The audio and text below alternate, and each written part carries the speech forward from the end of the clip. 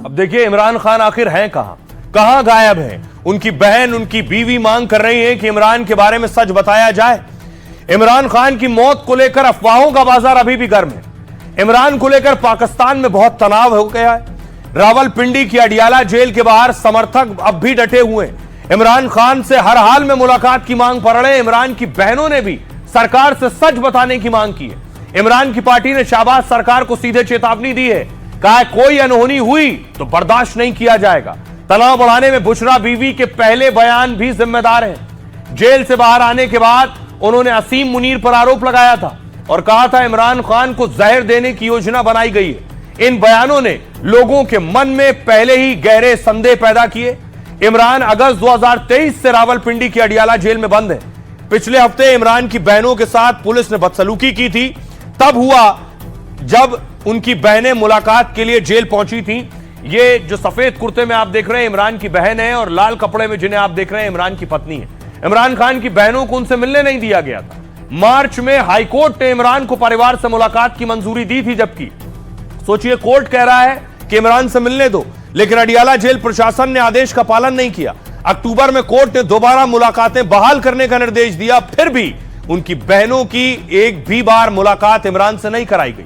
पूरे मामले में अब इमरान खान की पार्टी पीटीआई ने ऐलान किया है। पीटीआई के सांसद हर मंगलवार को इस्लामाबाद हाईकोर्ट के सामने जमा होंगे।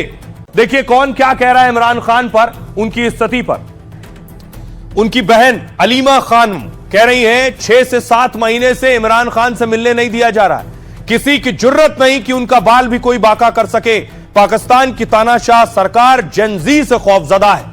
नवाज शरीफ कह रहे हैं इमरान खान को सत्ता में लाने वालों के लिए जवाबदेही तय होनी चाहिए। जो उन्हें सत्ता में लाए हैं वो खुद इमरान से ज्यादा बड़े अपराधी हैं। पाक का जेल प्रशासन कह रहा है इमरान खान की जेल बदलने की खबर में कोई सच्चाई नहीं है। वो पूरी तरह ठीक है और उन्हें सारी मेडिकल सुविधाएं मिल रही हैं।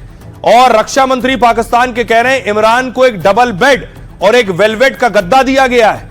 जो खाना उनके लिए आता है वो 5 स्टार होटल में भी नहीं मिलता है। उनके पास टीवी और वो अपनी पसंद का चैनल भी देख सकते हैं। इमरान खान के लिए एक्सरसाइज करने की मशीनें भी हैं। यह दावा किया जा रहा है पाकिस्तान की में जेल प्रशासन और मंत्री की तरफ से।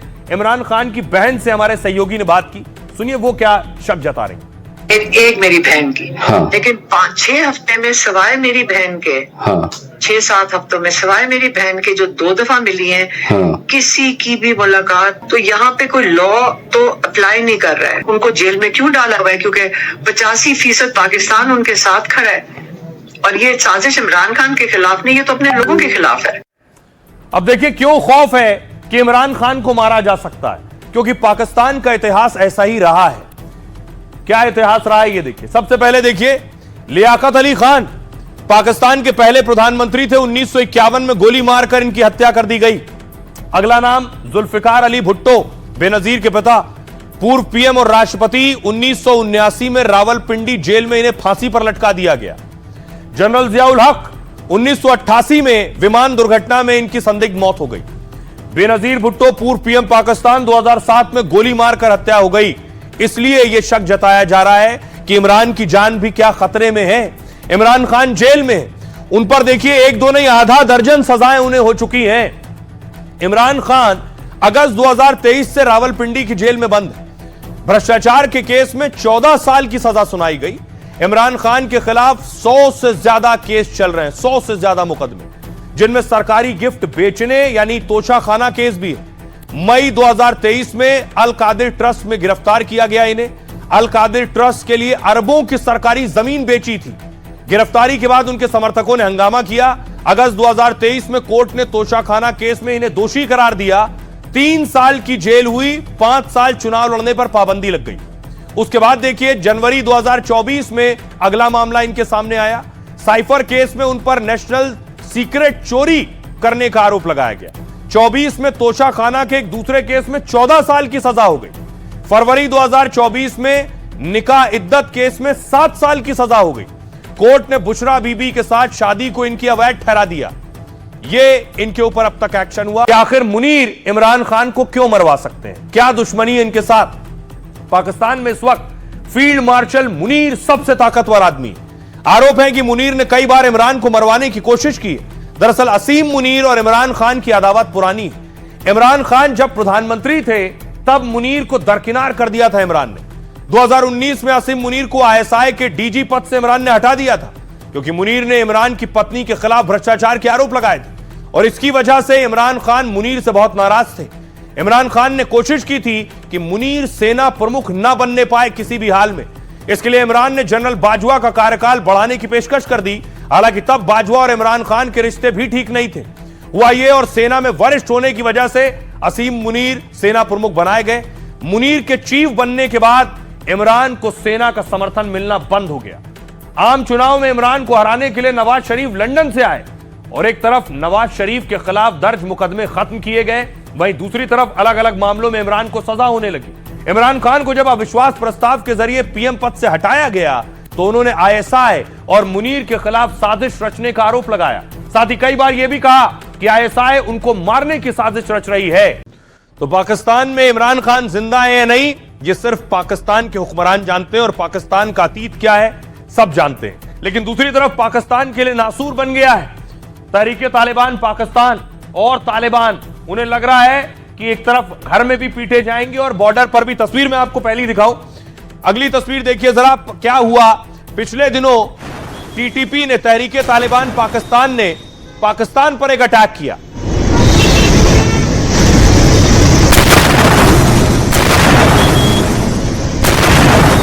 अगली तस्वीर देखिए, उसके बाद क्या हुआ। उसके बाद तालिबान पर पाकिस्तान ने एयर स्ट्राइक कर दी। 3 एयर स्ट्राइक एक के बाद एक की।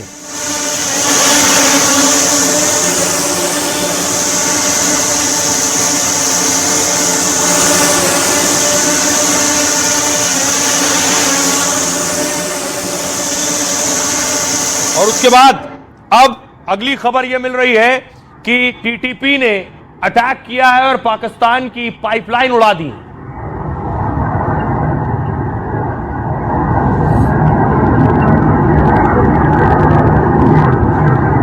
ये जो तस्वीर आप देख रहे हैं, ये गैस पाइपलाइन उड़ा दी है तहरीके तालिबान पाकिस्तान ने।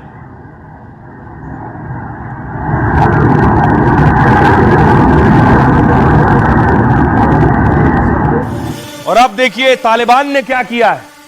जानकारी मिल रही है कि तालिबान ने पाकिस्तानी बॉर्डर पर एक के बाद एक अटैक किए।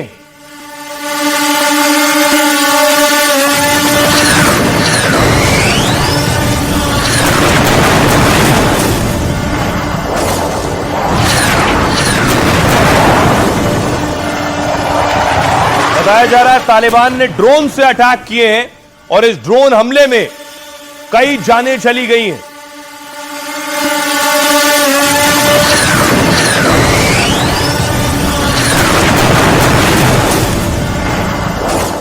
अब देखिए कैसे अटैक हुआ। अफगानिस्तान से ड्रोन गए हैं पाकिस्तान की सीमा के अंदर और वहां धमाके हुए। पाकिस्तान के अंदर आईएसआई के आतंकियों पर ड्रोन से हमला हुआ।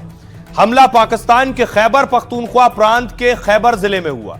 अज्ञात ड्रोन अफगानिस्तान से आए और हमले के बाद लौट गए।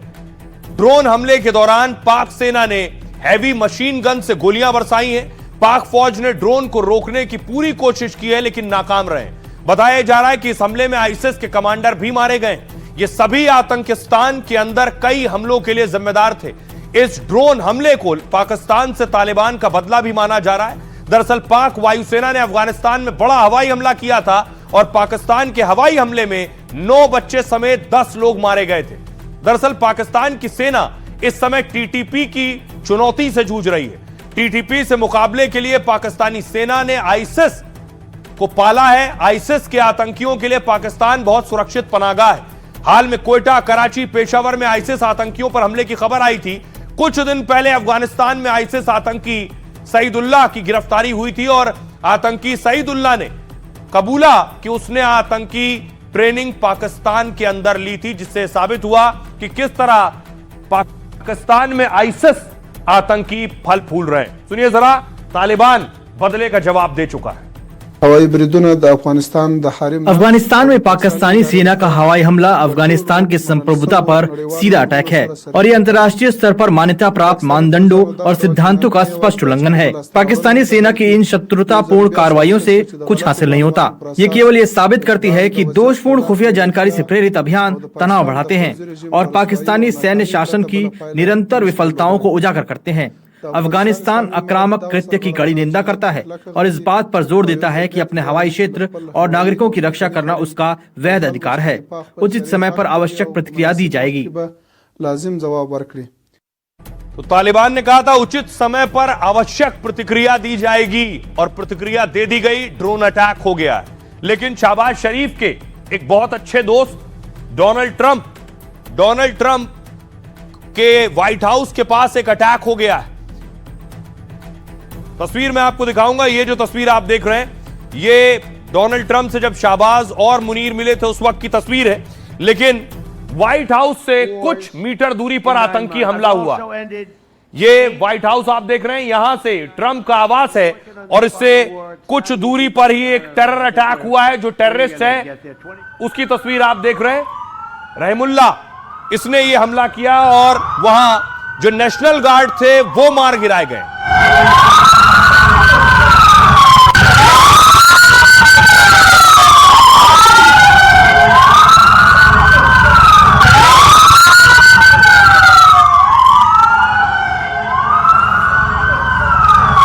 उसके बाद देखिए जरा, ट्रंप के घर के पास जिसने हमला किया उसे गिरफ्तार कर लिया गया है। गोलियां चली हैं और क्रॉस फायर में। उसके बाद देखिए वो शख्स गिर गया स्ट्रेचर पर, एम्बुलेंस बुलाई गई और उसे अस्पताल ले जाया गया, जिंदा है।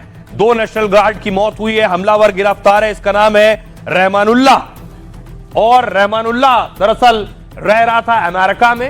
ये तस्वीर आप देख रहे हैं, बाकायदा इसका आईडी कार्ड आप देख रहे हैं, रहमानुल्लाह, और लिखा हुआ है NSU खास यूनिट में, अमेरिका में बहुत खास यूनिट में, फोर्स में काम कर रहा था अमेरिका में। अफगानिस्तान से इसका ताल्लुक है और इसने ही आतंकी अटैक किया। ट्रंप खुद कह रहे हैं ये एक टेरर अटैक था। क्या हुआ मैं आपको बताऊं। दरअसल व्हाइट हाउस के पास नेशनल गार्ड्स के 2 जवानों को गोली मारी गई। अमेरिकी राष्ट्रपति डोनाल्ड ट्रंप ने इस गोलीबारी को आतंकी हमला बताया है। हमले में शामिल संदिग्ध की पहचान रहमानुल्लाह लाकनवाल के तौर पर हुई है। हमलावर 29 साल का है और अफगान शरणार्थी है। पुलिस ने उसे दबोच लिया है। हमलावर ने एक महिला गार्ड को सीने में और सिर में गोली मारी। हमलावर रहमानुल्लाह अगस्त 2021 में अफगानिस्तान से अमेरिका आया था। उसने 2024 में शरणार्थी के लिए अप्लाई किया। 2025 में मंजूरी मिल गई। बहुत से शरणार्थी अमेरिका जाते हैं, अप्लाई करते हैं, वो शरणार्थी हैं, अफगानिस्तान में सताए हुए हैं, यहां रहने की जगह मिले, उन्हें जगह मिल गई और उसने गोली मार दी। अमेरिका आने से पहले 10 साल तक अफगान सेना में काम कर चुका था। इस दौरान अमेरिकी स्पेशल फोर्सेस के साथ मिलकर ऑपरेशन भी इसने किए। हमलावर रहमानुल्लाह कुछ समय कंधार के एक बेस पर भी तैनात रहा था। हमले के बाद अमेरिका ने अफगान नागरिकों की इमिग्रेशन रोक दी है।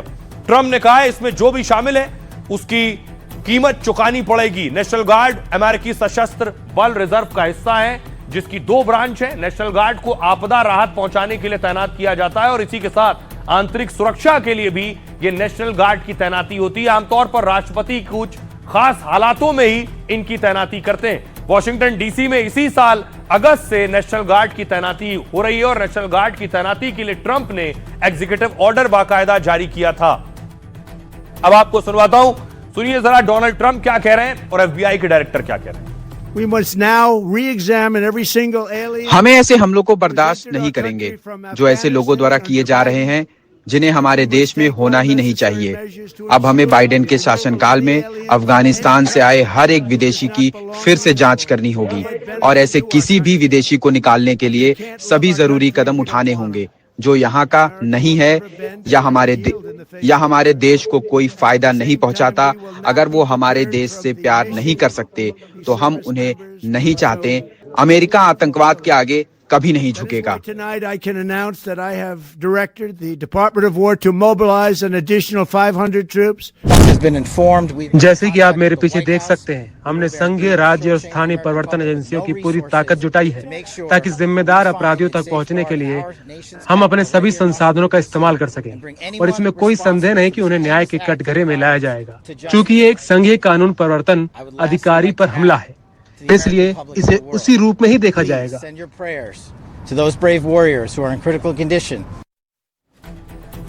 और आइए खबरों में आगे बढ़ते हैं। अब आपको लिए चलता हूं यूपी और Bihar. UP to Bihar, mafia पर प्रहार। योगी आदित्यनाथ माफियाओं पर एक्शन के लिए जाने जाते हैं। योगी आदित्यनाथ आज नोएडा आए और उनका हेलीकॉप्टर लैंड हुआ।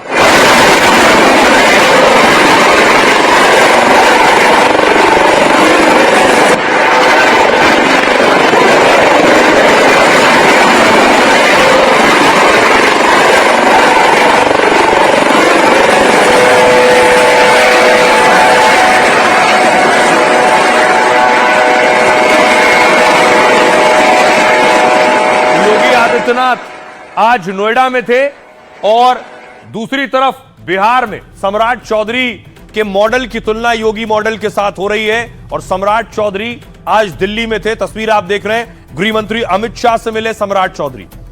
सम्राट चौधरी दिल्ली में थे और दूसरी तरफ बिहार में देखिए क्या हो गया। कल सम्राट चौधरी के एक्शन की बात हो रही थी, आज बिहार में एक लूट हो गई।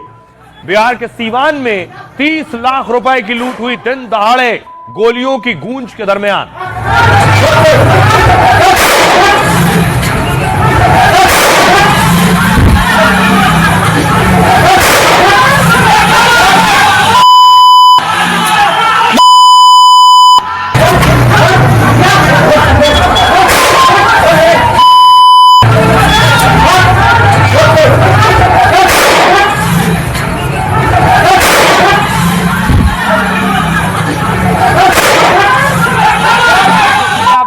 लुटेरे 30 लाख रुपए की लूट करके फरार हो गए, गोलियां चलाते हुए दिन की रोशनी में।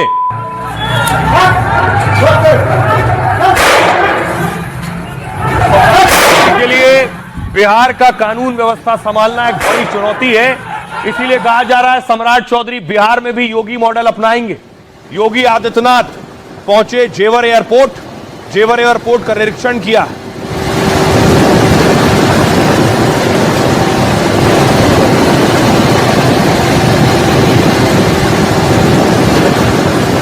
देखिए जरा, इस पर योगी की पुलिस ने एक्शन ले लिया है। बेटे पर पहली एफआईआर भी हो गई है अतीक के। डॉन अतीक अहमद के छोटे बेटे पर शिकंजा कस गया है। प्रयागराज में अतीक के बेटे अबान पर पहला केस दर्ज हुआ। अतीक के बेटे पर यह केस भड़काऊ रील को लेकर दर्ज हुआ है। शादी समारोह की तस्वीर आप देख रहे हैं। अबान का यह वीडियो वायरल है। यहां से वीडियो में अतीक का बेटा दबंग अंदाज में नजर आ रहा है।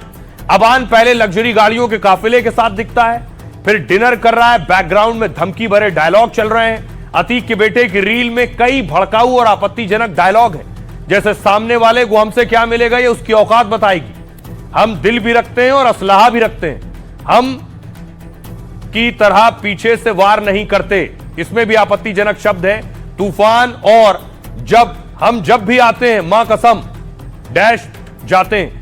आरोप है कि रील के जरिए अतीक का बेटा दबंगई दिखाने की कोशिश कर रहा है। धमकी वाले वीडियो डालकर दहशत फैलाने की कोशिश है। बीएनएस की धारा 353 के तहत अबान और उसके साथियों पर एफआईआर दर्ज हुई है। यह धारा माहौल बिगाड़ने और उपद्रव फैलाने वालों बयानों से संबंधित है। इसमें 3 साल तक की जेल और जुर्माने का प्रावधान है। मतलब अतीक के छोटे बेटे को भी जेल जाना पड़ सकता है। अतीक का 5वां बेटा अबान उमेश पाल हत्याकांड के समय आपको याद होगा 2 बच्चों को बाल गृह ले जाया गया था। 200 दिन तक बाल गृह में रहे थे। बालिग होने के बाद अबान प्रयागराज में अपनी बुआ के पास रहता है। नामी गैंगस्टर के बेटे को पुलिस की सुरक्षा मिली हुई है। फिर वो कैसे लग्जरी गाड़ियों के काफिले में घूम रहा है, सवाल यह है। और धमकी भरे डायलॉग वाली उसकी रील बनाई किसने? क्या अतीक के बेटे के कहने पर रील बनी? पुलिस इसकी भी जांच कर रही है। आइए आपको सुनवाता हूं, सुनिए जरा वकील क्या कह रहे हैं इस पर। सेक्शन 53 है वो ज्यादा सीरियस ऑफेंसेस को कवर करता है, कि जैसे कि किसी के ऊपर हमला और खासकर अगर किसी सरकारी मुलाजिम पे अगर कोई भी जानलेवा हमला होता है, प्रयास होता है, तो इसमें सख्त प्रावधान है और पुलिस को बिना किसी वारंट के अधिकार है कि वो एक्यूज्ड को अरेस्ट कर सकता है। अब ये पहली बार ऐसा नहीं है।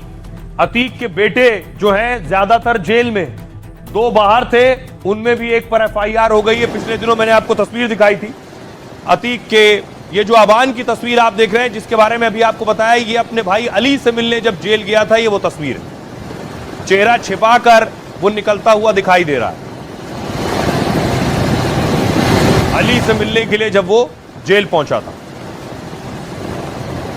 अली का भी एक वीडियो आया था सामने पिछले दिनों जब उसकी जेल शिफ्ट की गई, अली को झांसी जेल शिफ्ट किया गया, ये उस वक्त का वीडियो है। मुख्यमंत्री जी से निवेदन है कि अब और ना सताया जाए, जो कुछ हो गया है सो हो गया, और जो अन्यथा सताया जा रहा है उससे बचा ले। अन्यथा सताया जा रहा है उससे बचा ले मुख्यमंत्री जी। पानी तक नहीं पीने दिया गया है मानो। क्या हुआ अली, क्या हुआ रास्ते में? पानी तक नहीं पीने दिया गया। जेल में मैं जिस जगह था अपने होम डिस्ट्रिक्ट में, वहाँ मुझे अकेले रखा गया, न किसी से मिलने की अनुमति थी, न बात करने की अनुमति थी। अब बताइए, भेज दिया गया वहाँ से 400-500 किलोमीटर दूर। रास्ते में कोई दिक्कत? अब बताइए, इतने छोटे से चेम्बर में 5-6 आदमी बैठे हैं, बताइए दिक्कत नहीं होगी? किसी प्रकार का डर तो नहीं लगा? जानता है सुरक्षित रहेंगे कि नहीं रहेंगे। मीडिया वालों के माध्यम से मुख्यमंत्री जी से निवेदन है कि अब और ना सताया जाए, जो कुछ हो गया है सो हो गया, और जो अन्यथा सताया जा रहा है उससे बचा ले। तो अतीक का ये बेटा भी जेल में है। आपको बताऊं, अतीक अहमद 160 से ज्यादा क्रिमिनल केस दर्ज है अतीक पर। योगी गुजरात की जेल से अतीक को यूपी लाए, पुलिस कस्टडी में गोलीबारी में अतीक अहमद मारे गए। अगला नाम है उमर अहमद का, ये बड़ा बेटा है। रंगदारी, वसूली समेत कई मामले दर्ज हैं उमर पर। फिलहाल उमर लखनऊ जेल में बंद है। ये अगली तस्वीर आप देख रहे हैं। अतीक का अगला बेटा अली नाम है इसका, दूसरा बेटा है। हिस्ट्री शीटर, हत्या के प्रयास जैसे केस दर्ज हैं। अतीक जेल गया तो अली गैंग संभालता था। हाल में अली नैनी जेल से झांसी जेल शिफ्ट किया गया है। एक और बेटा असद, अतीक का तीसरे नंबर का बेटा, वांटेड अपराधी था। उमेश पाल हत्याकांड में असद भी शामिल था। झांसी में पुलिस एनकाउंटर में मारा गया। एजम अतीक का चौथे नंबर का बेटा है और उमेश पाल हत्याकांड के बाद 221 दिन बालगृह में रहा है। बालिग होने के बाद रिहा किया गया। राजनीति की पढ़ाई के लिए कोलकाता गया है। और अबान जिस पर एफआईआर हुई, सबसे छोटा बेटा नाबालिग था तो बालगृह में था। 20 साल की उम्र में ही पहला मुकदमा दर्ज हो गया है। मां शाइस्ता परवीन, अतीक की पत्नी, भी वांटेड अपराधी है। सालों से फरार हैं। 50,000 का इनाम घोषित है। अतीक के जनाजे तक में नहीं पहुंची थी। ये अतीक की पूरी फैमिली आप देख रहे हैं जो ज्यादातर पर मुकदमे हैं या फरार है। आइए अब आपको बताऊं कि अली का एक और वीडियो जब उसे झांसी जेल शिफ्ट किया गया वो सामने आया। वो वीडियो मैं आपको दिखाऊं। ये है अली का वीडियो, झांसी जेल जब ले जाया गया।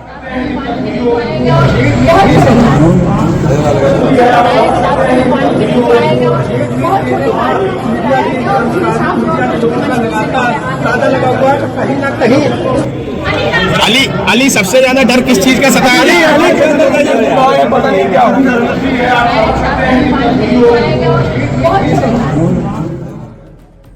आइए अब आपको बताऊं एक और बड़ी खबर। यूपी की बात हो रही है तो यूपी के संभल जो पिछले काफी वक्त से सुर्खियों में रहा है, संभल की जामा मस्जिद का सर्वे हुआ और सर्वे के बाद दंगे हुए। उसके बाद से कुछ और सर्वे हुए और अलग अलग जगह कुओं की खुदाई होती रही। एक और कुआं मिला है, ये संभल में आप देख रहे हैं तस्वीर। एक और कूप मिला है जिसकी खुदाई की जा रही है।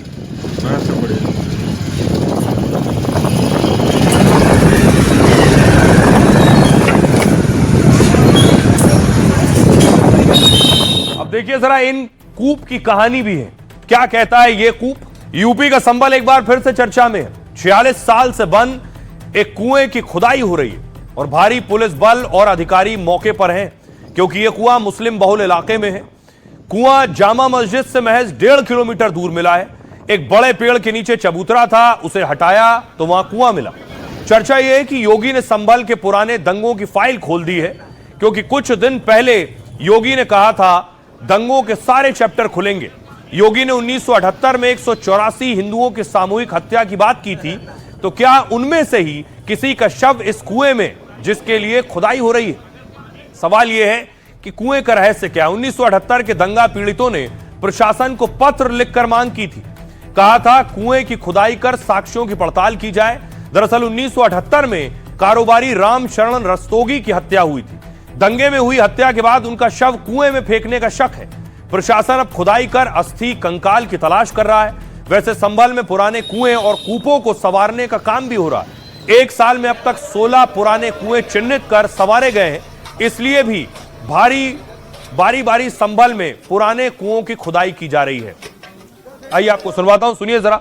हमारे सहयोगी ग्राउंड जीरो पर पहुंचे, उनकी रिपोर्ट देखिए। यहाँ पर ये जो जगह है, जिस जगह पे ये कुआं है, देखिए आप, तो ये एक बड़ा विशालकाय पेड़ है। जब तक ये पेड़ यहाँ से रिमूव नहीं होता, हटाया नहीं जाता, तब तक जो है यहाँ पे काम जो है वो कुएं को खोदने का शुरू नहीं किया जाएगा। तो एक बार जो कुएं का खोदने का प्रोसेस है वो जब स्टार्ट होगा, तब जो है वो चीजें निकल कर आएगी। दंगाइयों की भीड़ आती है और दुकान में लूटपाट करती है, जिसका विरोध मेरे दादाजी ने किया था। वो दंगाई लूटने में सक्षम नहीं हुए, तो उन्होंने मेरे दादाजी की चक्कू से गोद कर हत्या कर दी गई। और जो जमीन खोदने वाला जो गेंदाला होता है, उस गेंदाले से कई बार मेरे दादाजी के शरीर पर करे, और उनकी वो पकड़े ना जाएं, तो इसलिए दुकान पे जो बड़े बड़े तराजू थे, उस तराजू से और रस्सी से बांधकर मेरे दादाजी को कुएं में फेंक दिया गया था। संसद भवन में योगी जी ने एक मुद्दा उठाया था 1978 दंगे में परिवार को इंसाफ दिलाने के लिए।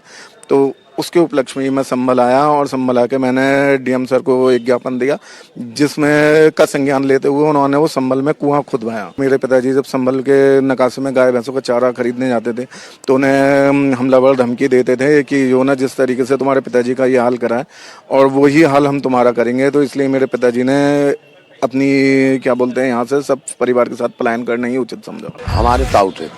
आपके ताऊ थे? क्या हुआ था उस वक्त? झगड़ा हो गया था यहाँ पे हिंदू मुस्लिम, तो हमारे ताऊ यहीं बैठे थे, तो वो ताऊ को यहाँ पे मार के इसमें कुएं में डाल दिया था। तो ये बात यूपी की हो गई।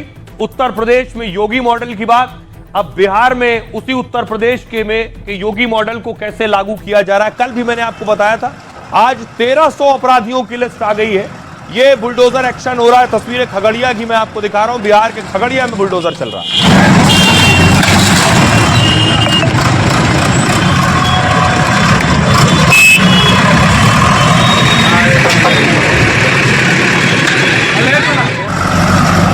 एक और तस्वीर मैं आपको दिखाऊं नालंदा की। कल भी लगभग 10 जिलों में बुलडोजर चला था। खगड़िया के बाद नालंदा में आज बुलडोजर गरजा। तो बिहार में अब योगी मॉडल पूरी तरह से लागू है और बुलडोजर चलना आम बात हो गई है। जिन्होंने अतिक्रमण किया है, अवैध कब्जे किए हैं, दुकानों के आगे बढ़ा लिए हैं, चबूतरे गाड़ियां खड़ी कर देते हैं और सड़क और छोटी हो जाती है, गाड़ी निकलने की जगह नहीं होती, उन सब पर एक्शन होगा। बाकायदा सम्राट चौधरी ने लिस्ट और बड़ी कर ली है। आपको बताऊं, कल 400 थी, आज 1300 की लिस्ट हो गई। बिहार में योगी के अंदाज में बड़ी कार्रवाई शुरू हो चुकी है। गृह मंत्री बनते ही सम्राट योगी की तरह एक्शन ले रहे हैं। 4 दिन में बिहार में 10 से ज्यादा जगह बुलडोजर कार्रवाई हुई है। सम्राट चौधरी की पहली लिस्ट में 400 बड़े माफियाओं के नाम है। बिहार में 1300 नामी अपराधियों की दूसरी लिस्ट भी तैयार हो रही है। इसमें भूमाफिया, बालू माफिया, बड़े गैंगस्टर्स का नाम है। सरकार कोर्ट में इन अपराधियों का नाम और रिकॉर्ड सौंपेगी, फिर आदेश मिलते ही संपत्ति जब्त होगी और बुलडोजर चलेगा। ऐसे ही एक्शन बाहुबली रहे शहाबुद्दीन के गढ़ पर भी होगा। सीवान में कुछ अपराधियों ने नई सरकार को चुनौती दी। 6 अपराधियों ने दिन दहाड़े ज्वेलरी शॉप से 30 लाख रुपए लूट लिए। अपराधियों ने सरेआम पिस्टल लहराई और फायरिंग की और फिर बोरे में गहने भरकर गोली चलाते हुए निकल गए। सीवान में नाकेबंदी कर अपराधियों की तलाश हो रही है और 4 दिन पहले जैसा एक्शन बेगूसराय में गैंगस्टर का हुआ था, तब हत्या के आरोपी शिवदत्त को एनकाउंटर कर गिरफ्तार किया गया। सीवान में लूट के आरोपियों का भी ऐसा ही हिसाब करने की तैयारी है। आइए आपको सुनवाऊं, सुनिए जरा। बाकायदा पूरे प्रशासन को भी यह हिदायत दी जा चुकी है कैसे काम करना है। सुनिए डीजीपी क्या कह रहे हैं। 400 लोगों की संपत्ति जब्त करने के लिए न्यायालय में प्रस्ताव समर्पित है। न्यायालय उस पर विचार कर रही है और 1200-1300 और लोगों को चिन्हित किया गया, उनके कागजात तैयार हो रहे हैं। जो अपराध से संपत्ति अर्जित किए हैं, उनमें 400 का प्रस्ताव हम लोगों ने तैयार करके न्यायालय में भेज चुके हैं और बाकी 12-1300 पे कार्रवाई हो रही है। इसमें liquor mafia, sand mafia, contract killers, इस प्रकार के बहुत सारे अपराधी हैं। इतने इम्पोर्टेंट स्कूल्स हैं, कॉलेजेस हैं, वहाँ पर हम लोग करीब 2000 स्कूटी खरीदने जा रहे हैं, इसी वर्ष खरीदा जाएगा। और उस पर हमारी जो महिला पुलिस पदाधिकारी, महिला पुलिसकर्मी है, वो स्कूल जाने के समय और स्कूल में छुट्टी होने के समय वहाँ पर गश्ती करेंगी और किसी भी प्रकार के अवांछित हरकतों में शामिल जो व्यक्ति होंगे उन पर कड़ी कार्रवाई करेगी, कानूनी कार्रवाई करेगी, निरोधात्मक कार्रवाई करेगी। तो कार्रवाई केवल अपराधियों, माफियाओं पर नहीं हो रही है। कुछ सियासतदान का कहना है कार्रवाई उनके ऊपर भी हो रही है। वो कौन है? कल मैंने आपको बताया था कि लालू प्रसाद यादव से कह दिया गया है आप बंगला खाली कर दीजिए, तेज प्रताप से कह दिया गया है आप भी घर खाली कर दीजिए। अगली तस्वीर में आपको दिखाऊं जो राबड़ी देवी और लालू प्रसाद यादव का बंगला है जिसे वो खाली करने को तैयार नहीं है, वो ये घर है। कहा गया है ये आवास आपको खाली करना होगा। देखिए लिखा है श्रीमती राबड़ी देवी। और जो दूसरा घर है उसकी तस्वीर मैं आपको दिखाऊं, अगली तस्वीर देखिए। ये है उनका दूसरा घर जिसमें राबड़ी देवी को शिफ्ट होना है। उस घर से इस घर में राबड़ी और लालू को शिफ्ट होना, ये नया घर उन्हें आवंटित किया जा रहा है, लेकिन वो अड़ी है कि वो घर नहीं छोड़ेंगे। अब आपको दिखाऊं कि आखिर जो नया घर है, राबड़ी देवी को जो नया घर दिया जा रहा है उसमें जाने को तैयार नहीं है, लेकिन उसमें भी सुविधाएं कम नहीं है। देखिए नया घर कैसा होगा। बिहार की पूर्व सीएम राबड़ी को नया घर आवंटित किया जा रहा है। वो काफी बड़ा और आधुनिक सुविधाओं से लैस है, जबकि 2 मंजिला इमारत में 3 कमरे ऊपर 3 नीचे होंगे। मतलब राबड़ी का नया घर 6 बेडरूम वाला होगा।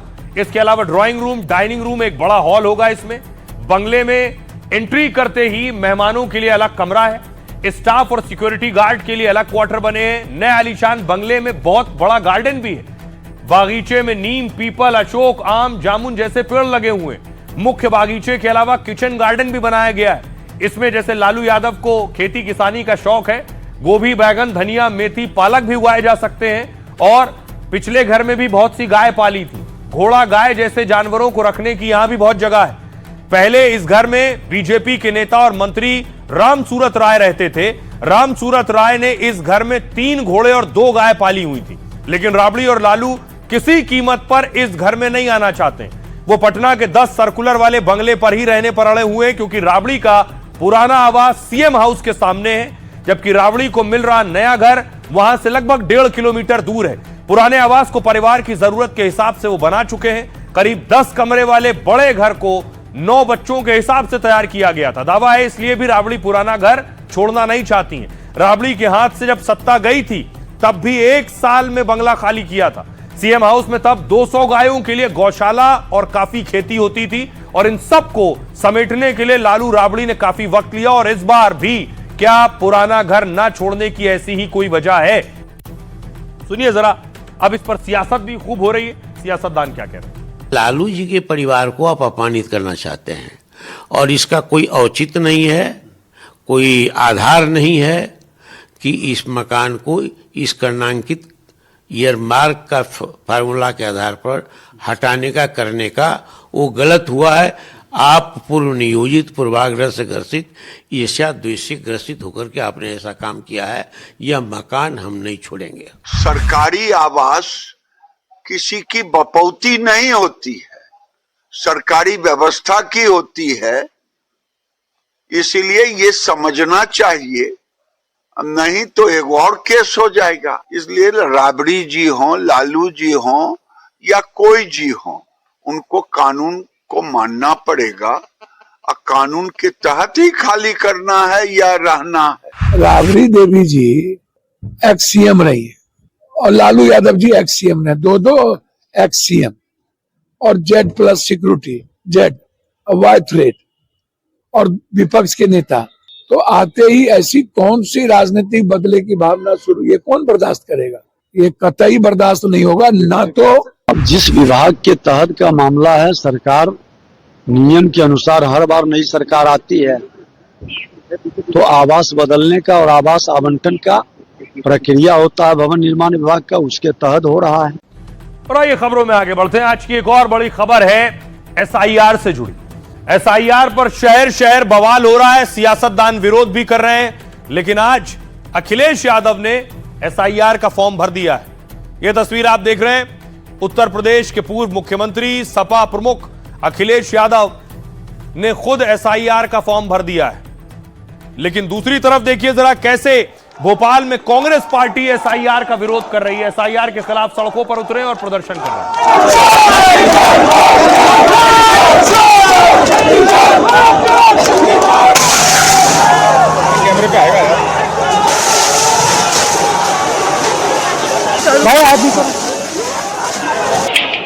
न सिर्फ भोपाल, लखनऊ में देखिए, लखनऊ में भी कांग्रेस ने प्रदर्शन किया है, एसआईआर के खिलाफ प्रोटेस्ट किया है।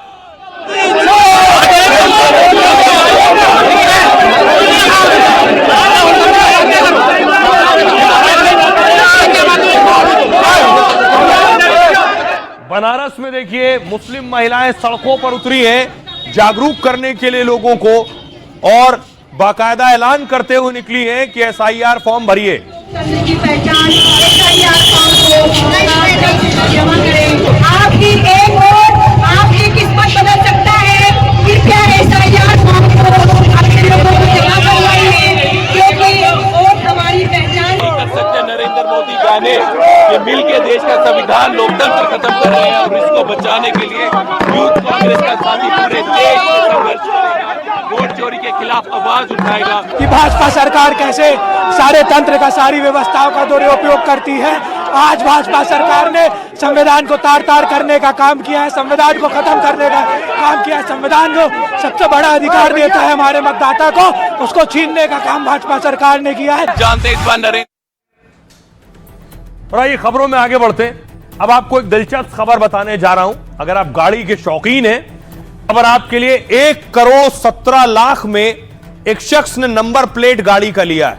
इतना शौक, वीआईपी नंबर प्लेट, और इस हद तक शौकीन कि 1 करोड़ रुपए से ज्यादा खर्च कर दिए केवल नंबर प्लेट लेने में। यह आप देख रहे हैं, यही है नंबर प्लेट HR88B8888। इस नंबर के लिए 1,17,00,000 रुपए खर्च किए। आइए आपको बताऊं कौन है और किस राज्य में 1 करोड़ रुपए का नंबर प्लेट रजिस्ट्रेशन नंबर लिया है। यह आप नंबर देख रहे हैं जो आप, ये 1,17,00,000 का है। हरियाणा में ऐसा रिकॉर्ड बना है जिसे सुनकर हर कोई हैरान है। यहां नीलामी में कार का वीआईपी नंबर 1,17,00,000 रुपए में बिका है। यह नंबर HR88B8888 है, जो देश का सबसे महंगा रजिस्ट्रेशन नंबर बना है। दरअसल हरियाणा में हर हफ्ते वीआईपी नंबर प्लेट की नीलामी होती है। नंबर प्लेट की यह नीलामी हरियाणा सरकार करवाती है। शुक्रवार शाम 5 बजे से सोमवार सुबह 9 बजे तक आवेदन होता है। इसके लिए 4500 रुपए का रजिस्ट्रेशन फीस जमा करनी होती है और उसके आधार पर शाम 5 बजे तक बोली लगाई जाती है। इस बार नीलामी में HR88B8888 नंबर सबसे ज्यादा चर्चा में। इस नंबर के लिए 45 आवेदन आए। शुरुआती कीमत थी 50,000, लेकिन बोली शुरू हुई तो यह कीमत धीरे धीरे धीरे करोड़ों तक पहुंच गई। बुधवार को शाम 5 बजे बोली 1,17,00,000 पर जाकर खत्म हुई और इसके साथ ही यह अब तक का देश का सबसे महंगा वीआईपी नंबर है।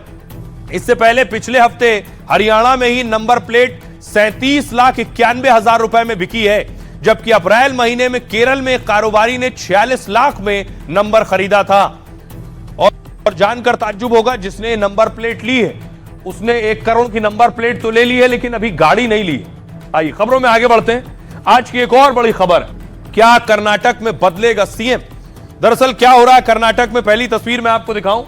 ये आप देख रहे हैं, जब कर्नाटक में कांग्रेस की सरकार बनी तो कहा गया क्या सिद्धारमैया और डीके शिव कुमार 2.5 साल सीएम होंगे। अब देखिए अगली तस्वीर मैं आपको दिखाऊं, अब शिव कुमार को सीएम बनाने के लिए उनके समर्थक नारियल फोड़ रहे हैं कि सिद्धारमैया हो गया, अब डीके शिव कुमार को सीएम बनाओ।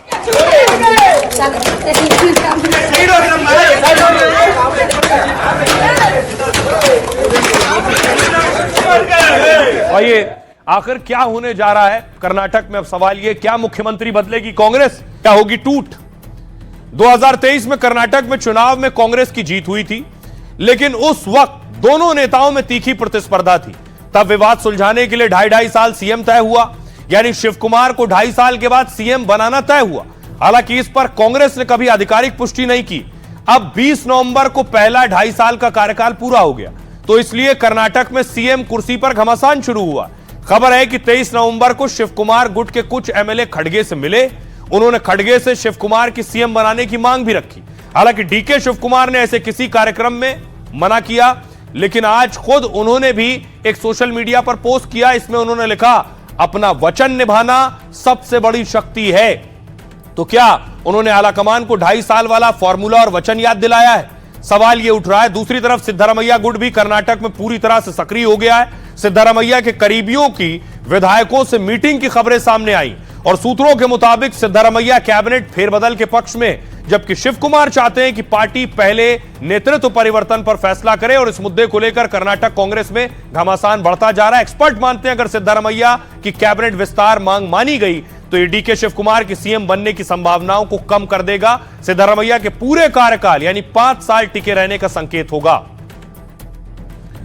तो जल्दी कर्नाटक कांग्रेस और कर्नाटक सरकार से जुड़ी कोई बड़ी खबर आ सकती है। अब बारी है लाइफ का फंडा की। क्या है खास, आपको बताऊं, फिटनेस हो या कामयाबी, यह मिलती तभी है जब आप कड़ा अभ्यास लगातार करते हैं।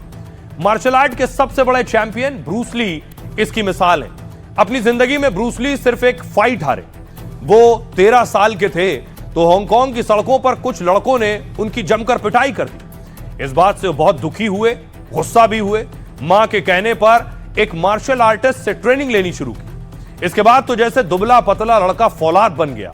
वो 2 उंगलियों से 50 से ज्यादा पुशअप कर लेते और 11 सेकंड में दर्जनों पंच मार देते थे। लेकिन यह सब एक दिन में नहीं हुआ। पिछले दिनों ब्रूस ली का वर्कआउट प्लान वायरल हुआ, जिसमें एक बार में 70 से 80 पुशअप, 64 बेंच प्रेस और सैकड़ों बार डंबल से एक्सरसाइज शामिल थी। कड़े अभ्यास से ब्रूस ली मार्शल आर्ट और फाइट में ऐसे माहिर हुए कि हांगकांग से अमेरिका तक उनकी धाक जम गई। जल्द ही उन्हें हॉलीवुड फिल्मों में भी काम मिला, लेकिन वो इतने फुर्तीले थे कि कैमरा तक उनका एक्शन पकड़ नहीं पाता था। फिल्मों के लिए उन्होंने अपने एक्शन को कुछ धीमा किया और कामयाबी का एक नया इतिहास रचा। एशियाई अभिनेताओं के लिए भी ब्रूस ली ने ही हॉलीवुड के दरवाजे खोले। सोचिए, लेकिन सिर्फ 32 साल की उम्र में ब्रूस ली का निधन हो गया, लेकिन तब तक वो दुनिया के मार्शल आर्ट किंग बन चुके थे और लाइफ का बड़ा फंडा दिया। सीखने और जीतने की जिद हो तो कोई भी लक्ष्य नामुमकिन नहीं है। जरूरत बस लगातार अभ्यास और मेहनत की है। तो जहां से जो अच्छा हासिल हो उसे जिंदगी में अपनाएं। अपना और अपनों का बहुत बहुत ख्याल रखिए। रुकना एक छोटे से ब्रेक के लिए।